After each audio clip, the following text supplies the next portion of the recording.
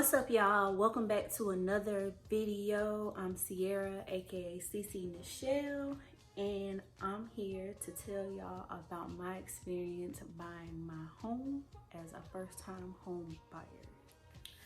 Okay, so y'all gonna have to forgive me because I did not feel like putting on any makeup today. I worked all day. I cleared out my spare bedroom. I had 3 bedrooms and 1 bath, but we'll get into that. Today we are gonna be talking about first time home buying tips and what you should avoid. Now, my home buying experience may not be the same as yours or anybody else you know.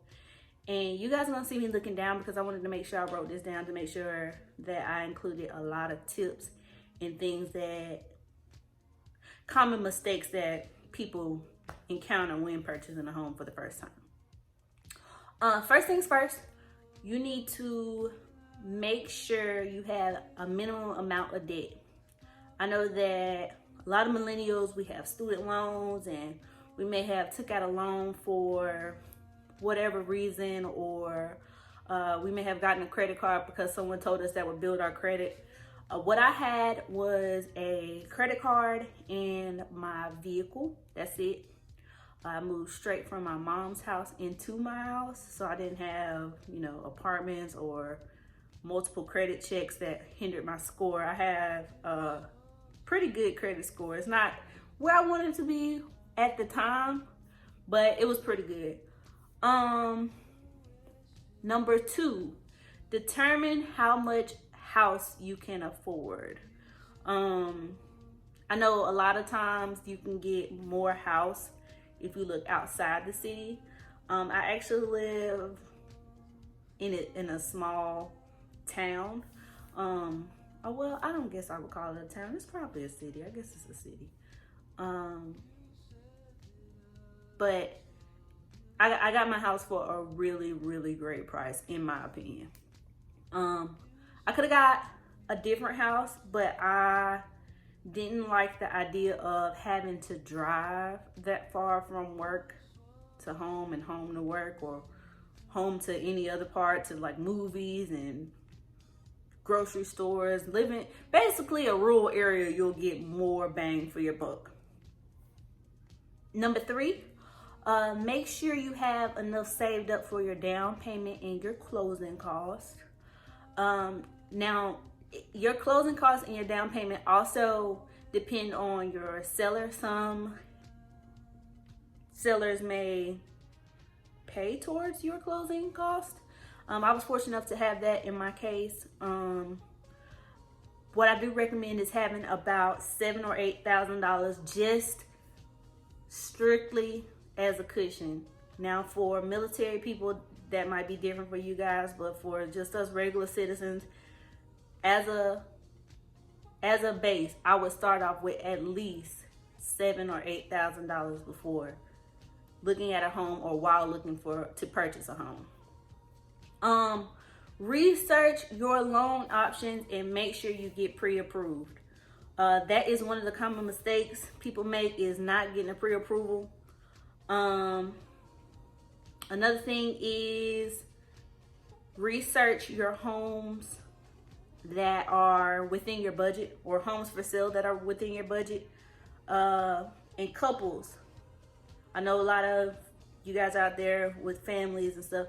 Please make sure you can afford the home individually. In case something happens to your significant other, you don't want to be stuck in a rut where you won't be able to afford your mortgage payments or any of your other bills. So make sure it's something that's within the affordability of both of you guys.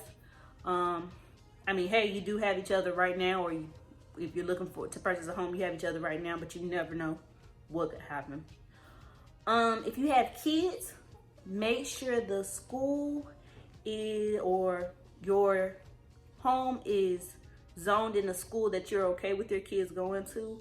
Unless you're a private school person, then you have nothing to worry about. Attend as many open houses as you can, and have your realtor just send them houses. That's what I did. I think I had the best realtor in the whole wide world. I sent her houses. If I wanted to see them. She was, hey, you want to see this tonight? Or you want to see this tomorrow? Or what time can you see this? It also depends on the person who's selling the home, their realtor, what time you can view the home. But for the most part, I was able to see any houses I wanted to same day or that very evening. When you go into a house, well, let me go back. With your open houses, I cannot count how many homes I viewed before I found the one that I'm in now. It took almost a year before I found my perfect home. Don't go in with the mindset that you're going to find your perfect home immediately. You could. It does happen. But do keep an open mind and do make sure you don't settle. Because that's one thing I was not doing. I was not going to live on the east side of Birmingham. I just was not. I just was not. Moving on.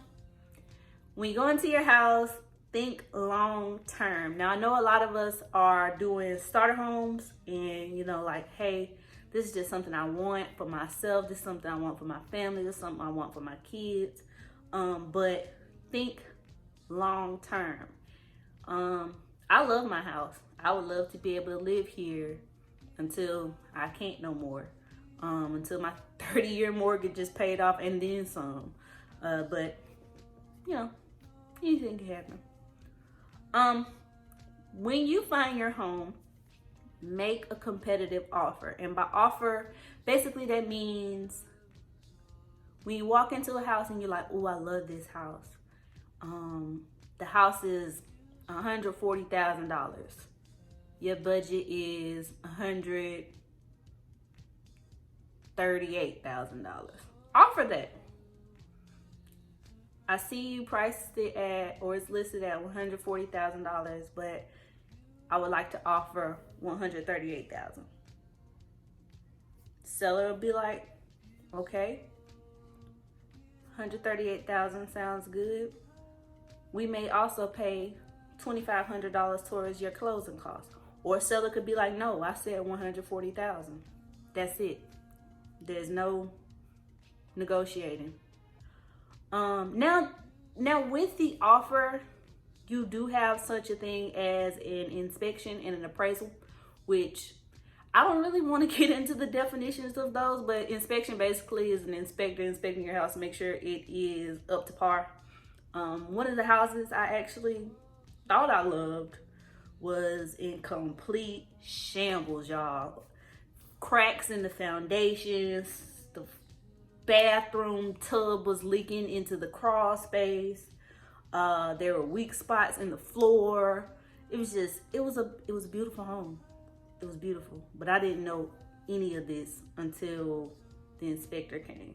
Didn't even notice that there were cracks in the wall from water coming in from the outside. Next, you will prepare for your closing, basically.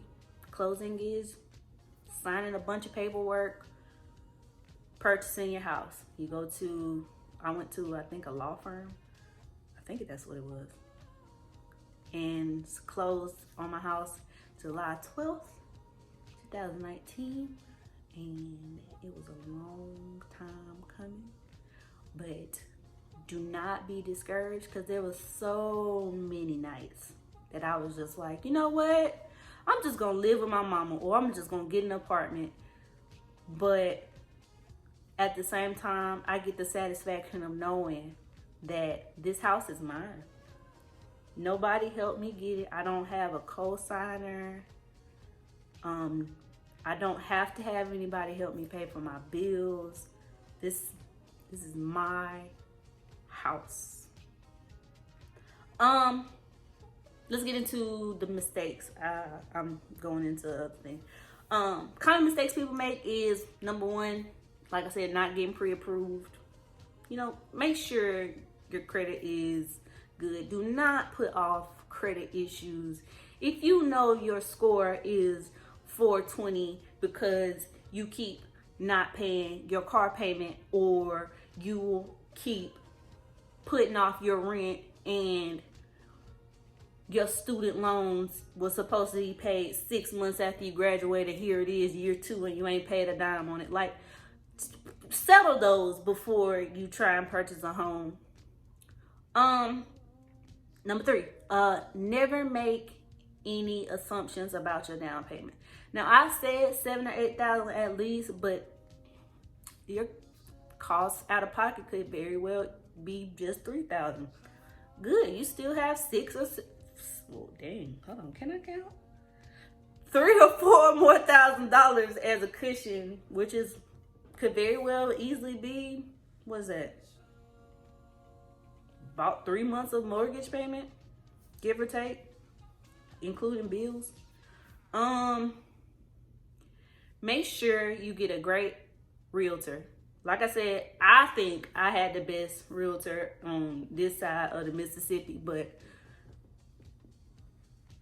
you have to do your research, okay? If you know somebody who recently purchased a home and they love their realtor, get with them. Don't go out and get your own because you won't put your pride aside to ask for that person's information. Like, get with them. If they got great reviews, please don't hesitate to ask them. Or, I don't really know. I don't know how you get a real estate agent. I just knew mine because I was gonna marry her son, but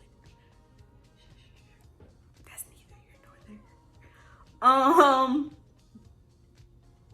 Last but not least, not researching your mortgage lenders is another big mistake. Personally, I did not do that part. I'm gonna go ahead and flat out be real with y'all. I did not do that part. It's a lot of things I came into when buying this house ignorantly. Like, I knew almost nothing, and I'm glad I learned what I've learned this far. My mortgage lender, I almost didn't get this house because of them. My original closing date was supposed to be the 28th of June. Then it got pushed back to the 5th of July.